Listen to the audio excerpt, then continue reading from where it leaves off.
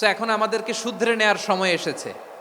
আপনারাই তো বাক স্বাধীনতার কথা বলেন, ফ্রিডম অফ স্পিচের কথা বলেন, বাক স্বাধীনতার কথা বলেন। সো আপনারাই যদি আবার কোনো মন্তব্যের কারণে বলেন যে রাজনীতির মাঠে আসেন, দল করেন, দেখি কতটুকু পারেন, এটা ঠিক হবে না।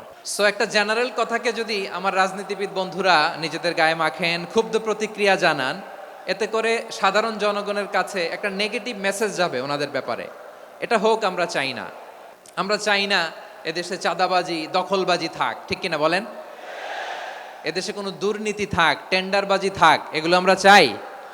সো এখন আমাদেরকে শুধরে নেওয়ার সময় এসেছে, আমাদের শপথ নেওয়ার সময় এসেছে। প্রতিটি দল, নিবন্ধিত 48টি, সবগুলো দলের এখন শপথ নেওয়া উচিত যে আমরা কোনোদিন আর চাঁদাবাজি করব না, টেন্ডারবাজি করব না, দখলবাজি করব না।